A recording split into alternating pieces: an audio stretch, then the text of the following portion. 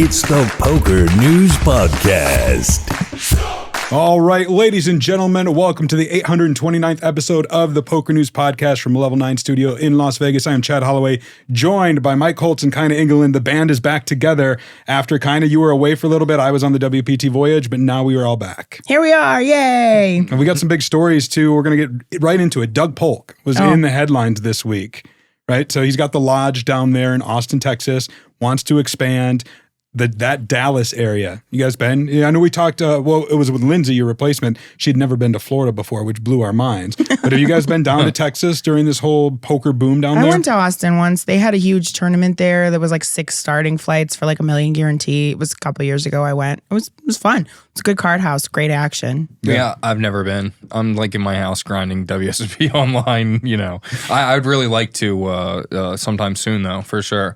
Like I almost went down a month ago or a couple weeks ago for the, they had like a bunch of high rollers down there. That seemed like a good series. Yeah, I've only been down there once. We did the PokerNews Texas road trip and swung through Austin. Of course, went to the lodge, which was absolutely massive. A great business that they've got going there. But we also went up to Dallas where they have the Texas Card House and they had some smaller rooms as well. But Dallas is a little bit more interesting because it is in closer proximity to actual real casino, Choctaw, right across the border. Oh, how close is it? It's probably like a 90-minute drive straight up the interstate, I think. Interesting. Too, right? Okay. Yeah, and WinStar isn't that far. And so what you have is, some lobbies that have an interest against card rooms being so close. They have a monopoly, essentially. Sure. Yeah, that makes sense, yeah. Not the case in Houston or Austin, so I think they get away with a little bit more. Though there are some rooms in Dallas, in the Dallas area, some have been shut down. It just kind of depends on the city, the county, whatever it might be. Well, Doug Polk was looking to expand into a place about 15 minutes from the Dallas-Fort Worth International Airport, a place called Farmers Branch. And there was it seems like a nice kind of industrial family area, sure. But they had a spot that they wanted to tap into that market, and there was a city council vote to see if they would allow card rooms in this small town, and this was all over poker socials. We had one of our, John Sofin, one of the PokerNews reporters, was actually at the WPT Choctaw. He delayed his flight so he could attend this city council meeting, and he actually caught up with Doug Polk outside of the town hall before the vote. Let's take a look at that. This is what Doug had to say. Tell us a little bit about why you're here, what you're doing. Yeah, so we are here today. We have a city council vote to approve card room use in the city of Farmers Branch. We have a location all picked out over on the east side of town, basically in Dallas, off Dallas North Tollway.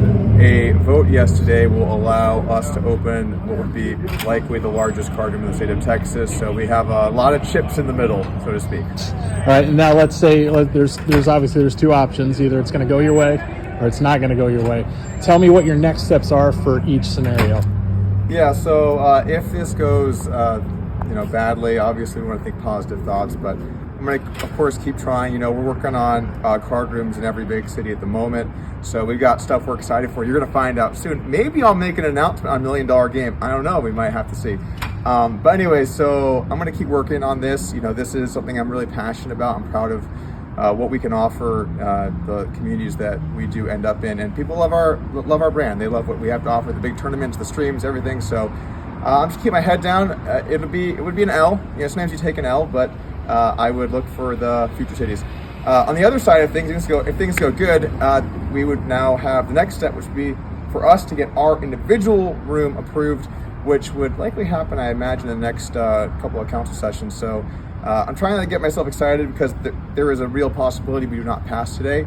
But I'm going to give it my best and try and represent our brand well because I think poker deserves it. All right, so what do you guys make of Doug Polk's initiative to try to get another card room down there and kind of we know that it failed, right? It failed by a 4-1 vote, yeah. So spoiler alert, but we're going to get into that. They don't want no gosh darn card rooms down here. Keep card rooms up north. It's Texas Hold'em, right? You'd think they should have card rooms all over the place, but is it still just like this leftover? People have a bad taste in their mouth about poker from what they've seen on TV and such? I today watched the city council meeting, and man, was that a good show. No, Let me tell it was you. Sick, actually, it was a fun show to watch. I just have to say, you have these people going up to speak, and you're like, what side are they going to be on? Let's guess, And it's still just a game. The arguments that they were making were kind of ridiculous, I'd have to say. I mean, it is a business. I understand, like, you know, Doug is going in there. He's trying to make money. It is business, right? But being like, oh, you're going to bring all the riffraff over here. Okay, I'm sorry. Like, there's already a lot of riffraff. Or it's just people from your town, local people that are already playing up at Choctaw, already playing, that don't want to drive as far and have a good time. So, I don't know. I would disagree with that. It is going to bring new people in for sure. Well, new people, but it's not going to bring, like, you know, worse people. I don't think that are already playing. Like, the stigma that poker players are getting via this is just kind of scummy. Like, not everybody's like that, you know? Like, I don't know, just some of the arguments, if you actually watch city council. What's the population of this town? I think it was like 35,000, I want to say. 35,000? Yeah, oh, they don't have any arguments. Well, it's going to be... In my mind, Farmers Branch, 111 people, 125. I mean, come on. 35,000? I mean, Yeah. if it's only 15 now. minutes from the airport, though, this is like one of those suburbs of the Dallas area, right? So it would probably be like saying Henderson. You know, to me, Henderson is just part of Vegas. But they run right into each other. 1 to 4, those 4 should be... Stop it. Well, no, that's outrageous. What are we doing here? Like, what, they can't have a card room? I'll tell you what one of the issues... Is sports betting legal in Texas? No. Okay. I think I don't believe so. I think there's a big push for it, right? So I know like the Dallas Mavericks, Mark Cuban sold, I think, a majority stake in the team to the Adelson, Miriam Adelson, Sheldon, you know, the late Sheldon Adelson's wife, who owns the Venetian. Huge. Like, the idea is thinking eventually sports betting will come to Texas, and they're, you know, trying to lay the groundwork for that. And I think with the poker rooms, it's been like the Wild West of poker. Wait. So hold on, Sheldon Adelson, or what did you? How did you pronounce? Sheldon Adelson. He's dead now. He's dead. He hated online poker. He was against it. Owned the Venetian. Horrible human being. So thank God he's dead. Anyway. His widow, his wife, Miriam, owns now the Venetian in that fortune, right? So Fern Gully 1, which was him owning the Venetian. Now this is Fern Gully 2. She's still alive. She's this is terrible. Yeah, Fern Gully 1 is we're against online poker. Fern Gully 2 is like we want online sports betting. Yeah, no, exactly. This is not great. But okay, I thought his legacy was dead, but obviously yeah. Well, with the poker aspect, you know, Texas has been the Wild West for, I don't know what it's been, like 5 years now since it really started to come along down there. And they're operating in a gray area. There's no secret. There's no gaming commission that's overseeing these card rooms. It's maybe city by city, but the issue you have is, like, look at Legends down in Houston. I don't know if you've seen the headlines down there. There's shootings. There's robberies. Yeah. There was a cheating scandal, or at least what people are perceiving, the dealers setting the deck. This was, you know, caught on video. Sean Deeb was sharing it when it was shared by him. Sure, yeah, which is insane. Yeah, so when you see stuff like that, that's a big black eye when you're trying to get a new room opened up in Texas. That's true, but it's like, look at other businesses that are maybe similar, like bars, you know, like, or what if it was like a biker bar, or like even a sports bar or something. There could be like things associated with that too, like just dangerous incidents could happen anywhere. Yeah, but there's not large sums of cash. Those establishments like the But I mean, that's when you have to have security come into line. But I feel like their main argument with not having it was that it will, you know, the gambling addiction. Like, from what I watched, a lot of people were like, well, if you go, like, and a husband goes and loses all their money and they come back to their family and they have to say that they lost all their money, whose fault is that? No, Doug Polk's going to be at a Denny's one day, and someone's going to tap him on the shoulder and say, come talk to me real fast. Don't look at me. Don't look at me. Listen here, these council members, they need their money, okay? Yeah, we'll get you in here, see? But we need to maybe grease our palms a little bit, see? Yeah, I don't know. And then Doug will grease their palms, and the next meeting, it'll be a 4-1 vote the other way. And like, we've been around the block, like some places do operate that way. I mean, and just the fact that they're not really making money off of the gaming, right? Like, they're making money off of how many people go to play and how long they play for. So it is kind of a different model, obviously, than we have out here in Vegas, you know, where the house is taking a cut. So it is more of an entertainment space, I think. Look, I've been down to some of those card rooms, and I found it a wide disparity. Some of the rooms operated in a very professional manner, and I was like, wow, I'm very impressed. Like Texas Card House, for instance. Like, this to me comes off as well-run. It's not regulated per se, but they're taking it seriously. They're running this as a business. Whereas I was in some other rooms that were more like, this is half-assed done. Imagine it's if more they like had a home game. They need some sort of gaming commission Right. to oversee everything. I think that would help, but every court Because battle, you've got a bunch of players getting cheated by dealers who are setting the deck, and you don't hear any news about it except for Sean Deeb sharing that. If he doesn't share that, nobody hears about it. Like, that's so crazy. right. You go to one of these places to feel safe. So I could definitely see if you're an uneducated person about poker and you just see the headlines about what's happened in Texas, I could see where you would think to yourself, oh man, maybe I don't want this in my town. Plus, I mean, if we're being honest, like poker rooms can be like, if you have people who are addicted to gambling, put like any sort of skill game, anything like that, like the lower income communities are going to lose money overall compared to the professionals. But I mean, I come from a libertarian standpoint where I think every adult should be able to make whatever decisions for themselves. And I think card rooms should absolutely be legal, but I'm just saying devil's advocate. I could see why a bunch of conservative folks would not want it in their area. Well, it makes sense too. Like some of the arguments were, well, let's see what Dallas does. Let's see what Texas overall does, because they are still in court kind of fighting some of that, right? Like they are trying to ban. So they're like, well, let's see what happens with this before we get this thing established in our town. So that was a good argument. That kind of made sense. Like, let's see what the rest of the community or the rest of the state does and follow suit. One of the things that I liked, you might have seen it when you watched the whole town hall meeting, was when they had the camera on Doug Polk. He was sitting there, and then this older couple behind him were holding up a sign that said no card room. Yeah. We actually have a clip of that we'll share. It was pretty funny. Visibility and drawing even more visitors and potential residents to Farmers Branch. The lodge will serve as a community hub, providing a safe, regulated environment for entertainment and social interaction. Imagine the benefits: new jobs, increased tourism, and a boost for local businesses. We're not just adding a card room, we're creating a destination that will draw visitors and locals alike, enhancing our vibrant community. Let's embrace this opportunity. Let's welcome Sorry to interrupt Lodge you. Card. Yeah, sorry to interrupt you. Okay. I'm going to ask that the signs come down. All right, so I don't know. That was one of the funnier clips I thought that came out of it. Like, this was a serious matter in terms of, the future of poker in Texas, but it was kind of more like, it wasn't as contentious maybe as a lot of other town hall meetings have been, at least that I've seen online. Did you get that feeling kind of when you watched the whole thing? The sign Have you part been was watching funny. a lot of, but have you been watching a lot of town hall meetings? I see online? a lot of clips, like viral clips. I mean, Sure, I based yeah. my town hall meeting comparisons on what happened in Parks and Rec. So Fair as well. It seemed to follow suit, honestly. Like, there was the one lady that was so serious, and she's like, the older folks didn't even get a chance to talk. And like, she almost broke down, and she's like screaming at these council people. I'm like, whoa, lady, calm down, But it was that, some of it was very light. Like, there were some people went up and made jokes, and one guy went up and he's like, hey, this will open up a lot of jobs for you guys, my fellow poker community, if you need a job, wink, wink. It's just, I thought it was great from both sides, made good arguments. Overall, like I said, it was a great show. Well, one man who did get up and speak was Doug Polk, fittingly, right? And he went up there and talked a little bit about, kind of coming to the defense of the poker community, I guess is a way to put it. But you can see for yourself. Here's a clip. I want to dispel the idea that this is somehow eroding the fabric of the community. And I guess I want to just say here about this attack on poker players in general, like they're bad people. I'll tell you what, some of the best people I've met in my life are poker players. I started my career...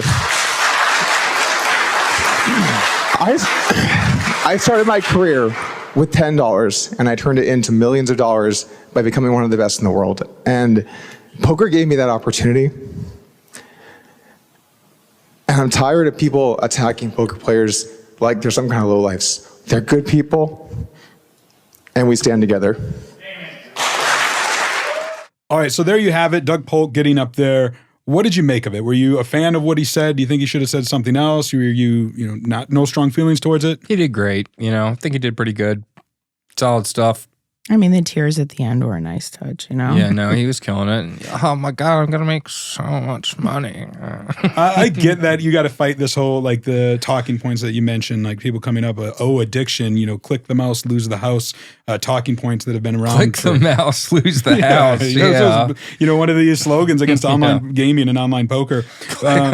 And so, I get where Polk is fighting, like, and I get frustrated with it too, like that all poker players are degenerates or it's a backroom smoky. We've been fighting this for decades, the perception of poker. And so I get Polk trying to counteract that, but I also think maybe talking about some of the bigger points, like how many people are employed by poker rooms throughout the state and in Dallas? And if they were to go away, how many jobs would be lost?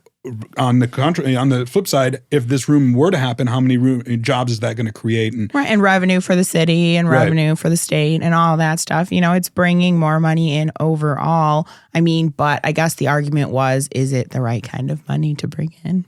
Yeah, that's fair. Well, ultimately, it failed by 4-1 vote. Yeah. Doug Polk did tweet out after the fact. He said, I want to thank everyone that came out tonight. Lots of people came and spoke. I appreciate supporting our concept. I also recognize lots of people who spoke against. We're trying to do what's best for their town. Overall, they were respectful. Lots of great people in Farmers Branch. And then he also said in another tweet that he'll be back. So I think that maybe Farmers Branch, the door is closed on that, but there are other areas in Texas that he can explore. And clearly he wants to. His business now is the Lodge down in Austin. And if they can open up a second location or third or what have you, that's a lot more money in his pocket. And it was kind of that point that some people spoke out against Polk in a lot of ways regarding the town hall. A lot of people have been attacked by Doug Polk over the years. And so they were coming and saying, thanks for coming to the defense of poker players when you're really the one who attacks them most of the time. Chris Hunichin, Big Huni, calls him a fucking hypocrite in a tweet. And, he was one who was attacked pretty hard by Doug Polk. Matt Waxman was another one, sarcastically saying that, Doug Polk is our hero for defending our honor when really he's just trying to line his own pockets. What do you make of it? Is Doug a bad guy here? Is Doug a good guy? Are these guys blowing it out of proportion? Do they have a good point? I don't think he has to be, one or the other. He can be good for the poker community and trying to line his pockets at the same time. So, I mean, I think overall, his end goal of this he's not like, what's good for the poker community. I think I'll just open up a lodge too, and that'll enlighten everyone. No, he's trying to get a little bit of that cash money, a little bit of that Benjamin Franklin, you know what I mean? Piles of Philly rolls in them pants, you know? So well, like coming to the poker players' defense though, I kind of appreciate that though, because I mean, even from my experience, like if you were like, oh, the poker community is horrible people and they're all scammers and scum, that's not true from my point of view. I mean, there are those people. There are going to be those people in every kind of industry and every kind of line of work. But like from my perspective, the people that I've met, I have some really great friends. I have a really great circle. Like a lot of the people that I hang with are just some of the best people in the world. And play the flashbacks of me talking Maurice Hawkins, Tom Dwan. Well, I mean, there are outliers, right? And those people also aren't your friends, no, but like all the people, like your circle, like your friends are mostly poker players. They're good though. people. And well, they're scoundrels, but they're good people at heart. And like, so for him sticking up for the community as a whole, I mean, that's kind of cool. I'm kind of cool. Yeah. I mean, I think to echo your point, Mike, Gary Gates, a good friend of mine who's been in the industry a very long time, had a great tweet, just kind of playing the middle ground, so to speak. Like, can both not be true? That he does want to line his own pockets, but also help the community. And I do think that is the case there, where if this room were to have come, it would have been good for poker. And yeah, Doug Polk would have made a shit ton of money, but Doug Polk already makes a ton of money. He even said in that town hall, he started with $10 and has made millions. And Doug, for me, has always been respectful, nice. I've gotten to try out with him over the years.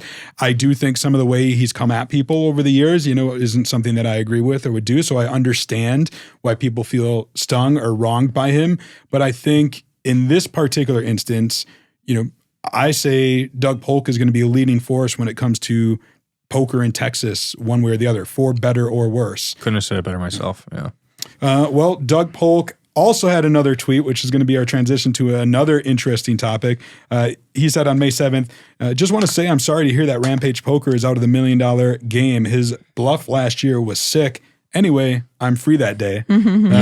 Suggesting he might jump in there because it was Rampage, who was also making headlines, who backed out of this $1 million cash game that is set to take place at Hustler Casino Live right before the World Series of Poker, May 28th through the 31st. He had previously written on X, formerly Twitter, or he said when he withdrew, sad to not be able to play, but hopeful to be in a better position next year. Looking forward to seeing all the action unfold end of May. Will 100% be tuned in.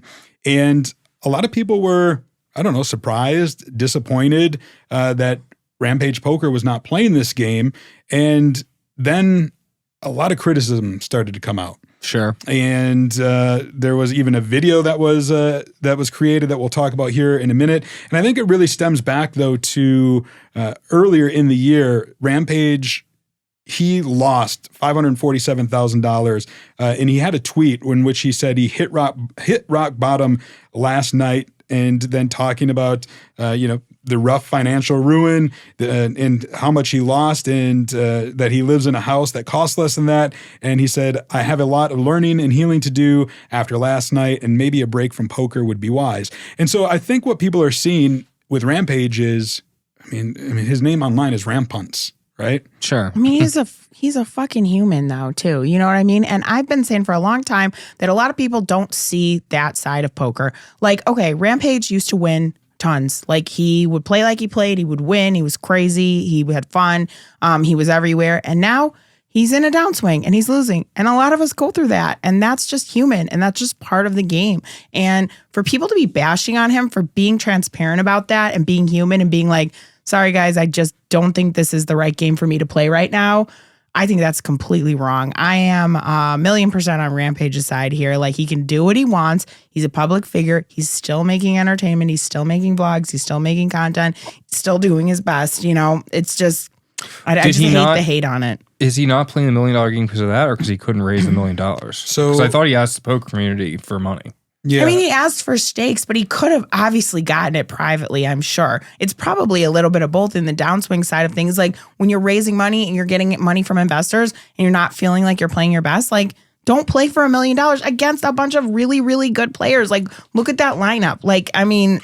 Well, counterpoint, I think he was getting a lot of hate online. He probably thought it was better overall if he just didn't do it, because if he does end up losing a bunch of their money after all that, it's like, holy cow, that's going to be bad.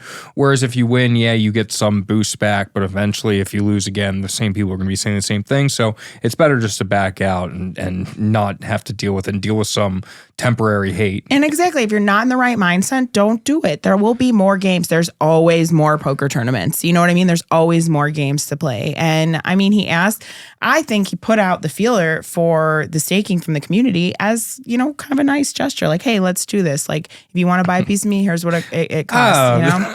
Well, you know what I mean. Just a nice gesture. Like, I mean, it's fun, like, to buy some fun sweats. I bought fun sweats on people on I would like PokerStars. to ask the community now, the $1 million buy-in at the WSOP, if for a nice gesture, if you guys could just buy me into that, I'll take 3% of myself. Well, the $1 million buy-in, big one for one drop, is at the WPT. Oh, this okay. last Yeah, year, no you longer at the idiot. WSOP. All right, I'll take $250,000 to play in the WSOP Super High Roller. To speak to your point, though, about Rampage being human, I think that is something that's often overlooked, not only with him, but with others that we come after in the poker world sometimes, that he is human. In fact, there was a moment that he was recently on the Nick Vertucci show in which he, shared some emotion that he actually went and cried after losing that $547,000 on Hustler Casino Live, and actually have a clip from that.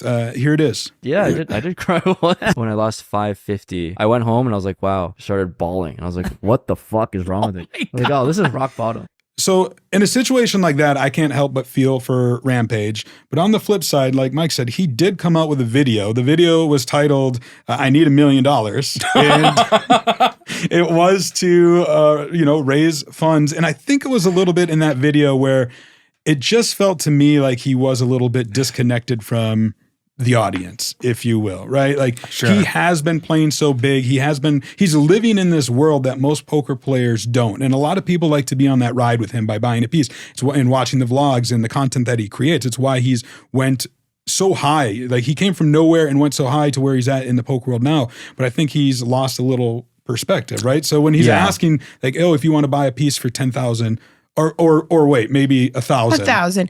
Well, but But still, like, I mean, maybe you're right. Maybe he was in a headspace where he's like, what am I going to do? Like, I'll make a video. I'll be Rampage. I'll be fun. I'll appeal to my community, right? Like, because he has this big community. But he took it down. He backed out of the game. I mean, just because we live so publicly doesn't mean you can't, be like, okay, sorry, guys, just kidding. Never mind. And like, yeah, it's like, oh, it lives on the internet forever. Well, it does, but still, like, that doesn't mean you can't still change your mind. You're allowed. You're human. There was a video that came out by Alex Duvall. It was about a 12-minute video and was highly critical. It says the title of it was "PokerStar Begs for Money and Fans Quickly Turn on Him" about Rampage. We're just going to show a quick minute of it to give you an idea of what it's about before we discuss. Here it is. Rampage Poker has sparked outrage from his fans over a now deleted video he recently posted titled "I need $1 million. And no, that isn't exaggerating. He truly does need that much money to play in the second annual HCL $1 million cash game scheduled for the end of the month, which, as stated, he does not currently have. Because I obviously don't have $1 million liquid right now after losing $1 million. That would be insane. The video itself was up for several days before being taken down, but well, this is the internet, so we still have it. I'm guessing overall it just came off as out of touch to many fans. Here's an extremely wealthy guy asking for a lot of money as he walks around one of the most expensive cities in the world where he's been vacationing for the past 3 months. I have $1 million for my budget, so if you wanted to deposit let's say 10,000 or 1,000, let's say 1,000 is maybe a little bit more realistic. It's almost as if he has forgotten that 10K is a lot of money. And so is 1K. And I mean, damn, $100 is a lot of money for many people. But I suppose when you are planning to play in a poker game where 1K is just one big blind, then it's not so much. While suggesting how much to contribute towards the $1 million, Rampage also says something completely bonkers. Rare, but not impossible, obviously, for me to lose all of it to get stacked for $1 million. But I don't remember the last time at Hustler that I've actually gotten stacked. So it's always rare to lose your entire stake in cash games because you never really get stacked. That's right. It's rare to get stacked in cash games. I'd like, and I really think he's not coming at this from a misleading angle, but man, is that a weird statement. All right, so there you have it. That was just the first minute and a half or so of the 12-minute long video, but it pretty much continues that way. I mean, it is a Rampage Poker hit piece or bashing piece. I do think there are certain points in it that, do ring true, but I do think some things went over the line. I don't Kyna, what did you make of it?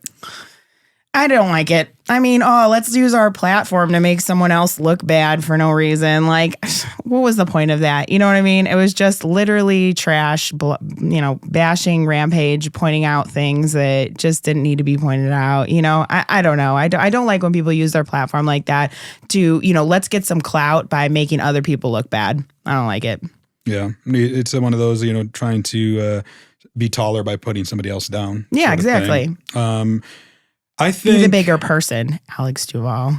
I think one of the things with Rampage for me is this. I think that he had such a rapid ascent in the poker world that maybe it did go to the head a little bit. It did go to the ego a little bit. I just know from my experience and some of the things I know in the poker world that sometimes he just seems to be living in his own world. Like, for instance, I know of a particular deal that he had to represent an entity in the poker world and ended up not living up to those expectations. I also know that a lot of the times it's hard to get him in an interview and things like that. And by all means, there's no obligation there. You don't have to do interviews in this world or anything. But especially if you're signing up to represent something, there is an obligation there. And I just think he, like I said, has lived in his own world a little bit.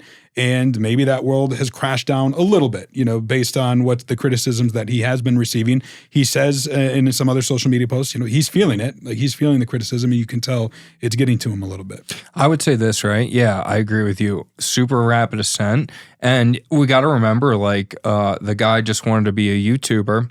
And, excuse me. He just wanted to be a YouTuber, picks up poker, becomes super big, right? Gets a bunch of money really fast, is playing in these big games. I mean, he doesn't have time to move up in stakes like the rest of us. He's getting a bunch of money through other situations. So when he's out of touch with the reality, I think it's kind of easy to see why, right? Yeah, I think so. And, you know, I do think that the audience, and this is a narrative that was being pushed in the video, like that he's using this investor money to go punt it off at the roulette tables or the pits or elsewhere. When and you do see him at the poker table in some hands. You know, there was one hand where he got it in against the nuts, bluffing it off in a Hustler Casino live hand recently. And so people do see that. I do think it's part of the appeal that he's willing to get it in there and mix it up. Yeah, and I think some of it too was like he misread his hand the one time and didn't flip it over and lost the 28K or whatever it was. You know what I'm talking about? I think so. Well, I mean, he like didn't flip his hand over and all in. And he would have won a side pot. And it's like people are seeing that and they're saying, wow, at the same time, you're asking for $1 million. You can't even read your goddamn hand. What the fuck, Rampage? You know what I mean? I'm not one of those people saying that. I totally understand how that shit could happen. It sucks. I mean, it is. And it was a bad look. But yeah, man. I hope Rampage, I hope people can not bash him as much, and I hope that he can come out of this on top and not, you know, weighed down by the stardom and everybody chirping from all sides of him, and come out with a clear head and a good plan to move forward. But really good idea to move out of the $1 million game. I don't know why it rings a bell. I remember a piece of advice I heard somewhere along the lines of, when you're on the come up, on your way up, always be nice to the people on your way up, because you never know when you might pass them again on the way down. Yeah, no, you're 100% sort of thing. right. And I think right now, look, like we kind of said, like, yeah, Rampage is just taking it right now a little bit, but this storm will pass for him. I think he is a great content creator for poker. I think I enjoy him. I like watching his stuff. He's a WSOP online bracelet winner like yourself. And, he's well, I'm going to say he's here to stay, but I guess if he does go busto, then he's always going to have money with the clubs and everything that his Club GG stuff. He makes a crazy amount of money on those. And I've known him for a few years now, like personally, and he's a nice guy too. Like, I mean, I know maybe not in every instance, right? Like, we're not always super nice guys, but from what I've seen of him, he's real nice to his peers. He's nice to the community. I've played at the table with him a few times. He does play crazy, and sometimes that works. Sometimes it doesn't, you know? And so you can't praise him when it works and bust him when it doesn't. Like, it's just not fair. Yeah. I wonder, and this isn't necessarily directed at Rampage, it's something I do wonder about young content creators coming up. Like when we played that Poker Night in America game with Corey Eyring, and I love Corey. Yeah. We featured his clips here on the podcast, but he had no idea that he was sitting next to some very accomplished and famous people within the poker community, right? Sure. Had no idea about your, Player of the Year bracelets, and that MJ Gonzalez was Daniel Negreanu's coach. And it just makes me wonder, do people, these young content creators coming up in the industry, know and respect the history of the game and know some of these people that they should? Like, do they know who Eric Drache is? I don't know if you guys know who Eric Drache is. See? So, I don't even know who a lot of these people are, but I'm just generally wouldn't disrespect people for no reason. That's why you got to kind of be careful, be friendly, right? Try your best. Right. You know who Linda Johnson is? Oh, yeah. I've been with Linda before. Yeah. Yeah, I smoked weed with Linda before. Right at the poker table. Yeah, we didn't give a shit. That never happened, obviously. Yeah, both Hall of Famers. And I do wonder, like we had... who was the first cat? Eric Drache. He was of course. Hall of Famer Eric Drache? Drache. Eric Drache, of course. Yes. Yes. You guys are buddies, right? That's my bud. He essentially invented satellites. Satellites. And in the World Series of Poker, he was a tournament director for a long time. But we talked about it when Lindsay was filling in for you, because Crandall Addington, another Hall of Famer, had passed away and had such an impact on the game, but a lot of people just don't know who he was. And I guess I can't fault that, right? And I do have a love for poker history and the respect of the industry, but... What is going on with everybody? Wait, so everybody earlier on poker, what's up with their names? They've got the crazy Chip Reese, Doyle Brunson. People might say that about me in 30 years. Kyna. Yeah, I don't know, what maybe I guess. Mike back then, what were your grandparents' names? My grandparents' names were Clifford, Merton, Dolores, and Pearl, Alma. Mildred. Okay, yeah, I guess you're right. Yeah, it's just that generation. Yeah. I don't know. It's gonna be an interesting combo, though. No, I don't know. I've never heard of too many Doyles. Too many Crandalls. What are we talking about here? what was the other cat's name? Eric Drache. Okay, Eric's that one, the regular Eric. one. Yeah. What a weird name. Yeah. Well, let's bring it back to Rampage, and we were talking World Series of Poker, which is just around the corner. Yay! He did offer an idea for a prop bet. He was facing this criticism and a lot of people coming at him, so he said, hey, why don't you guys put your money where your mouth is? Basically saying, would anybody be interested in fading him for his entire summer schedule? He's 0-2 for profitable summers lifetime, but he's looking to make things interesting. He basically wants to ×2 his exposure, right? So if he bricks a 5K, he will lose the 5K plus 5K in the bet, if I understand it right. And then any profit that he has would then be matched with. I wonder if he's interested in betting me at all with my results versus his, or a bracelet bet, like me bracelet versus his bracelets. I would love to challenge Rampage at such a thing. I think that'd be a really fun time for all in the poker community. You hear that, Rampage? Yeah. I think it would be fun. Let's get the smoke. I'd like that, actually. I think that'd be a fun one. Me versus Rampage. Both online WSOP online bracelet winners. Both getting in the live and online streets. I see it. Yeah, I think we could talk about that. Holler at your boy, Rampage. He made a final table last year. No, he did. He made a big one, 5,300, I think. Yeah, the online. It was the online one. Mm-hmm. That was your streets. He was on your turf. He was in the building getting down. I like it. If he accepts, that would be a lot of fun. Yeah, I'd be down. That'd be sick. I don't know if anybody took any action. I know Sean D was engaging with it, but I do like that Rampage was kind of just like, all right, if you guys want to hate, I'm ready to step up. Put your money where your mouth is, and I've got respect for that. Yeah, and he's backing out of the $1 million game. He's taking a break. You know, breaks are good. We always have to say for your mental games, sometimes you have to step away and take a break for a little while, and that's probably what he's doing. He wants to regroup. And he still wants to step in the gladiatorial arena. Mm-hmm. I'm with the shits. And you can't miss out on the summer. And he did send out a tweet where he did say, essentially say he's receiving a lot of backlash, feeling the frustration, and like basically saying like, look, I could have sold privately, but I was trying to do something nice and sell public to the fans. And, he does admit that there was a communication error on his part. And, I think he had good intentions, right? Right. That's what it seems like. I think so. Well, he got a lot of hate too. I saw about people saying, well, if you can't put it all up yourself, why are you even doing it?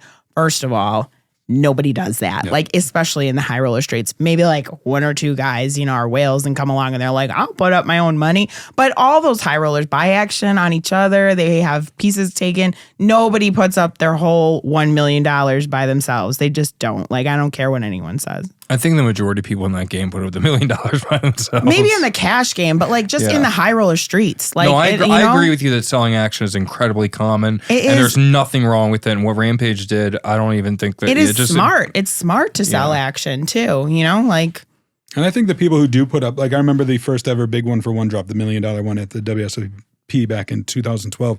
A lot of Helmuth sold action. Mike Sexton sold, like all these poker pros sold action. The ones who did buy in were the big billionaires, businessmen. Not the poker players. And I think a lot of people who will buy in for this $1 million game, like Tony G is supposed to play in it. Yeah, he's a poker player, but he's also independently rich from his business endeavors. So yeah. And I think just a lot of players. No, the responsible thing would be if you're not going to buy your full self in this unless you have at least $20 million, $15 million if you're being like really, really, really aggressive with your bankroll. Like, so yeah, it's totally reasonable for people to sell action. Yeah, I can see the merit to somebody like Rampage who has built his reputation and his content off sharing the ride with his audience. Of course. Yeah, no, me too, 100%. And to be able to do that in $1 million cash game, get some skin in the game, yeah, I can see that. And I think it's unfortunate that he isn't going to be in the game because he certainly would make it more entertaining. But I think kind of you were right. Like sometimes you just have to know, whether it's your mental state, whether it's the state of your bankroll, when to push it or when to take a step back. And, he's taken a step back from this one. It won't be the last we see him. We're going to see him at the World Series of Poker. And I won't be surprised if he comes back, bigger and better and more of a Rampage. I hope he does. Rampage, we love you and we have faith in you. All right, well, let's talk about another fun clip that happened in the poker world this past week. It came from the Celebrity Poker Tour Invitational 3 at PokerGo Studio. Now, I wasn't there for this one. I had been at the prior one, and it is a pretty fun atmosphere. They get a lot of different people. They had Joe Gatto from Impractical Jokers, which I saw a photo of, and I'm like, damn, I wish I could have been there for that one. Mm-hmm. And they also had a girl named Sofie Dossi, if I'm pronouncing that right. She was an America's Got Talent finalist, and she's a contortionist acrobat. And this clip went pretty viral when she decided to do something that I don't think anybody's ever seen at the poker table. Have a look. Okay, now, keep an eye on Shulman. He's limped in with the two jacks. I requested. And again, just calls. Wow, okay. We got a hand here. Here we go. We got a hand, guys. Action. We haven't even seen Putting our graphics team to work. I don't mind giving some of the money back I just got.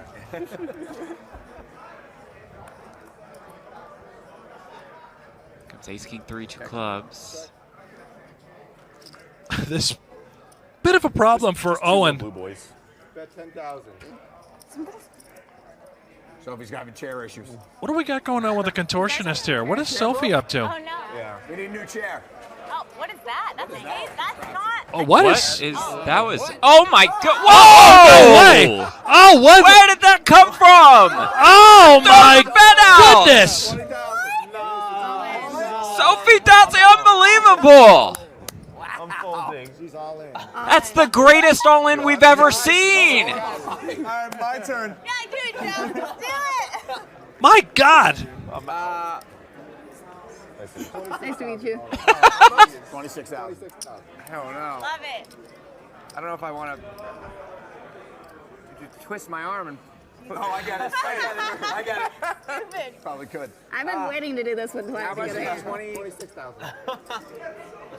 This is the most confidence I've ever seen in my life. All right, just for the fun of it. I literally can't. 26. All right. Give me a fun. She's got to win after this, right? Yes, please double up. And then she's forced to play like this for the rest of the tournament. Wicked enough as it is. So wait, so okay, so you're still in 26. Babe, why'd you do that? But do I have to go more? This looks so painful. But she looks so chill. She just look at her.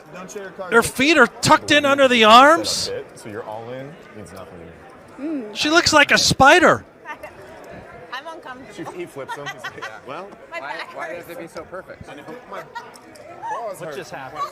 My goodness. I feel like we're in like a scary movie. Yeah, I feel like she just came out of a TV. Oh, another king on the turn. Changes things a little bit. Waxman with trip kings. Brent in the broadcast booth now doing the same thing that Sofie is.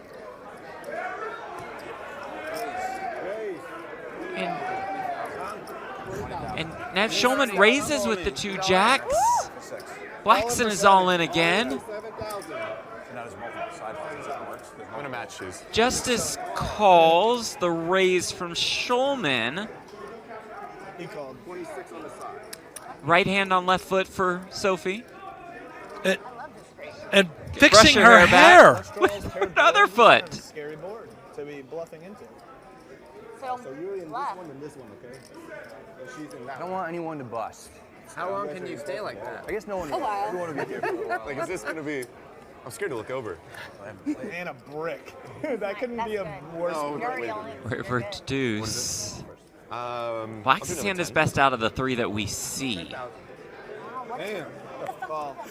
Justice will win that side pot. Showdown. That's it. You guys show first. Go for the side pot. Oh, good job. And an ace. Ace. Thank God. Ace is good. Wait, why? I have 2 pairs. Have a winner one time, After Sofie. all this.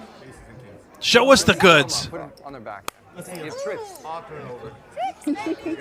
King ball? It is a king. Let's go. Oh, the 5 Oh, no. does not play. No, I don't. No one's at. Or I should say it does play, but the 7 is obviously better. All right, so there you have it. Do either of you want to attempt to replicate that here on the Go ahead, podcast Mike. table? You've been practicing. That I would, but I only do performances. Now that's a simple position I could easily replicate. Obviously, You got to pay extra for no, that. 100% of my salary here. Plus, there's insurance issues. I don't want to show her up or anything, but if you go to OnlyFans.Brock Lesnar, you can see me doing way crazier positions. Yeah. Well, I don't know. I found it kind of entertaining. It was like, whoa, what the hell is happening right now? Wild things do happen in these celebrity events that have more of like a charity event feel to it. But kind of, I don't think you were much of a fan, right? I mean, not that I wasn't a fan. It just wasn't something that I wanted to watch. I tried to watch a couple of those. Let me tell you, I watched one of the celebrity poker tournaments a few weeks ago when it was like the one table because supposedly Vegas Matt was supposed to be on there, and I love some Vegas Matt. I watched it for about 2 minutes and I couldn't take it anymore and I turned it off and I watched Vegas Matt instead. Vegas Matt is my aunt was visiting from Wisconsin last week and she had some friends, and this one woman that was visiting with her said, "Hey, can you take me to the El Cortez? I think Vegas Matt is supposed to be there." She literally went there to try to find Vegas Matt. I don't know if she accomplished it, but I did drop them off there. Does Vegas Matt hang out at El Cortez? I don't know. I don't watch the content. He does. I mean, he plays there a lot. But see, okay, so like that, it makes an argument for what I just said. Like, I watched it because I like Vegas Matt. So I guess maybe it brings more people to poker that are like, I'm going to watch this because I like Ray J or I like Tana, whatever her name is. I'm sorry. I don't know her. Or, maybe they watch it because they like Bryce Hall. Like, they watch it. They don't like poker. They watch it because they like these people. I watched it because I like Vegas Matt, but I like poker. And so like as a poker player sitting there and trying to watch it, I was just like, no, it's okay. I'll catch the highlights later. I don't know. But I can see both sides of the argument. But as a poker player, it's just not some content that I would sit there and watch. Yeah. I mean, there are certain things in the poker industry that I'm not a fan of, but I appreciate it and know that it's a good overall, net gain for the industry. And I think these celebrity events are like that for the reason you just stated, right? Like, I looked over the list of these celebrities that played in this thing and I didn't recognize hardly any of them. There were 72 of them. There were a few poker players that got invited. Yeah. And there were some celebrities and sports stars that I recognized, but there were also a lot that I didn't. Mm-hmm. But then again, I could probably pass Vegas Matt in a casino here in Vegas and not even recognize him. What? Sure, I'm going to make sure you know who Vegas Matt is. I know who he is. I just don't think I would recognize him if I walked by him. So insulting. But as another argument too, like new players watching Matt, let me just say he doesn't know who Vegas Matt is. Like, we were from Vegas. Like, let's go. All right. No, I'm about it, but I don't like Vegas Matt. Oh, I had a different point that I was going to make, and I'm just going to pretend like you didn't even say that. He seems like a nice guy, right? He is a nice guy. He seems like a nice guy, but I don't know. I'm not a slots guy. I don't like people shilling slots.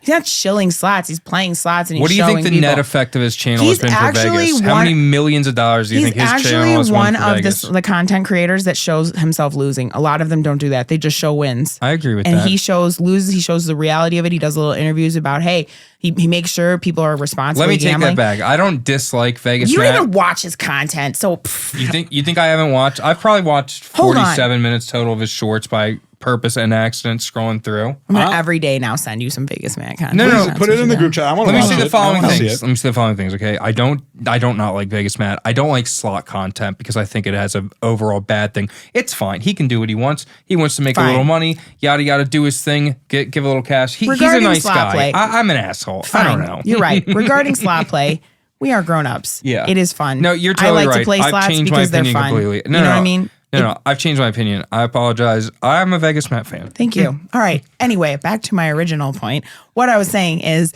that the newer players watching that, or people that are new to poker watching that kind of game and seeing those shenanigans go on, then let's say they come and like try to bet their chips with their feet.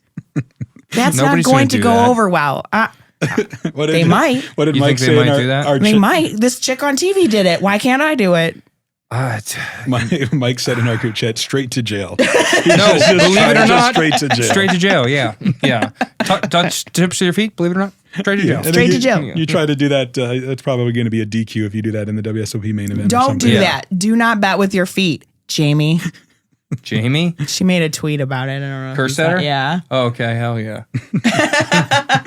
Well, sick. That hand notwithstanding, it was actually Katie Thurston who went on to win that Celebrity Poker Tour Invitational. Hey, good job. Ladies crushing it. $20,000. Nice. $20,000 Who's that? Who's she? Katie Thurston. I don't know. Another one of those celebrities that I don't know. Good for Mrs. Thurston. Yeah. Hell yeah. Watch, she probably. Nice I'm job, sure Katie. she played fantastic and deserved the win. Like, it's one of those things like in the poker world, and I'm getting this now with the celebrity influencers, like I don't know who they are, and then come to find out they have 10 million followers on TikTok or whatever. Yeah. Right? And it's kind of like in the poker world, you used to call it pajama rich, where a guy would come up and he'd look like a slob, but then you learn, oh, he's a Macau billionaire. No, he's just so rich. Tag all these people that we're mentioning so that like their followers watch this content. You would never know. I have 2.1 million followers on OnlyFans. I'm the number one in bear content. It's crazy. Yeah. the contortionist bear, right? Because if you're doing things I can't wait to see. We're going to post a video after lot of this hair. episode. It's crazy. This seems like a great time to thank our sponsor Sure. for this episode, PokerStars. PokerStars right now is currently hosting the 2024 Spring Championship of Online Poker, The Scoop, which it started May 5th. It's going to run through the 29th. This is the 16th edition of Scoop. 128 events catering to players of all buy-in levels from $2.20 up to $25,000. We at Poker News are doing daily updates in a live hub. So go to pokernews.com and you will see right at the top of the screen, Scoop. I will say this, and you're an online guy. I just won't. Why don't they come to him? I know. That's what I was going to say. Get here. Just find a way. Pre-Black Friday, the Coops, Scoop, W Coops. Man, and there's such great online events. I would play a lot more online too if there was those PokerStars events. I watched Spraggy's stream and him playing those certain events. You would play more if the pools would be so soft. Please come here. It would be so soft. You'd have my money, for sure. I lose all the time. Well, there are certain states in which you can play on PokerStars. One of them is in Pennsylvania. Another, well, it's not a state, but a province in Canada is Ontario. Of course, Michigan and New Jersey are there as well. But congratulations to all the states that are not Nevada for some reason. Why can't we have you? Well, Poker News, Mike, your singing will just, No, yep. A siren song. It just captures my attention. I would have gone with, I'm a serenader. Yep. A crooner. Right? As they say, yes, a crooner. Well, Poker News actually has two new ambassadors that are representing some of these legalized and regulated states or province. One is Keith Becker out of Pennsylvania. The other is Kyle Anderson out of Ontario. Both are streamers as well. And I just wanted to share a couple little videos that they did for us for the Poker News Podcast viewers and listeners, just so you can get to know them a little bit. We're going to run them back to back. Here they are. Hey, Poker News Podcast fans. My name is Keith Becker. I'm a Pennsylvania poker player, husband, and father. I have an amazing 5-year-old girl. I create poker content on Twitch, YouTube, and all over the internet as Accidental Grenade. On my stream, I tried to show that a poker player can still have a balanced, healthy lifestyle, but as the name kind of indicates, I do not take myself very seriously. So come on by, we'll chat, we'll banter, we'll have some fun, and we'll learn and grow this great game together. You can find me live 4 or 5 times a week, Accidental Grenade, wherever you like to watch content, firing away on Global Poker or one of the PA sites. I'll see you there. What's up, Poker News Podcast fans? Kyle Anderson here. I am the Poker News Ambassador for Ontario, Canada. In this next quick minute, I just want to introduce myself quick and let you know what I do as Poker News Ambassador of Ontario, Canada. A little bit about me. I've been playing poker recreationally for the last 10 years, with the last year really putting a lot of effort into improving my game and streaming a ton of hours on my Twitch channel.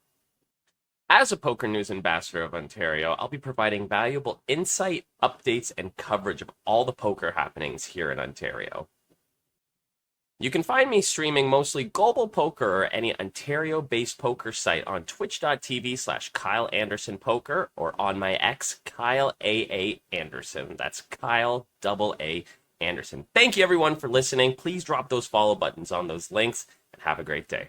All right, so there you have it. That's Keith Becker and Kyle Anderson. They're going to be doing lots of streaming, lots of updates for PokerNews.com, keeping an eye on Pennsylvania and Ontario. All right, before we let you go and wrap up this episode, we do want to pay homage to somebody who just passed away. Earlier today, we got the news. I think they passed away yesterday unexpectedly from a heart attack. And that was 2-time World Series of Poker bracelet winner Steve Albini, who is from the Chicagoland area.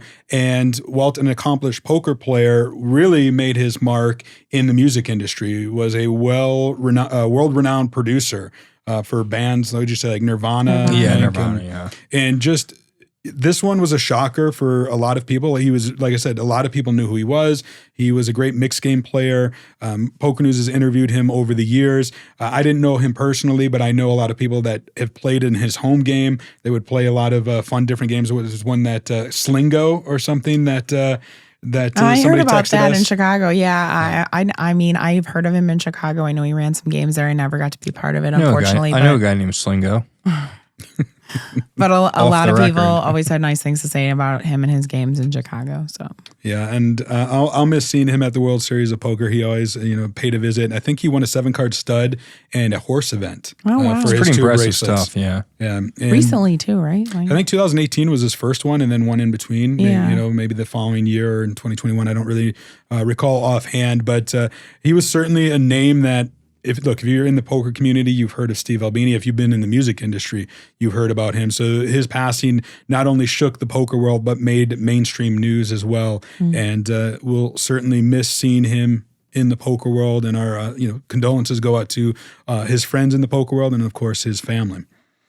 Speaking of the World Series of Poker, the plan is, and I haven't told you guys this yet, so I'll have to do this off the air, but just teasing a little bit is, I think the hope during the 2024 World Series of Poker is to do the Poker News Podcast from Level 9 Studio, not once a week, but twice a week. Oh, wow. Now, I know you both are poker players and you're going to be grinding a lot, so they might always be with you guys, but you're just like, yeah. I thought you were going to say we're going to do it from the WSOP. I thought so too. And I was going to be like, thank God. That would be awesome, Yeah. to go and do it there, and maybe one of us walks around and we're like, hey, guy, how you doing? That's what I'm hoping. If you guys can't be here in studio with me, I'll of course find some replacement hosts, some poker players who have already busted what you guys are going for a bracelet.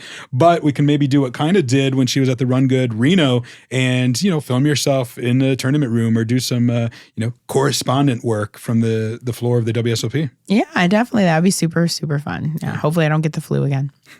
Well, before we get to the WSOP, it's still a few weeks away. We're going to do some more episodes every Friday. They will release from the Level 9 studio. I am Chad Holloway, Mike Holtz, Kyna England. Until then, we'll keep a seat open for you. Bye.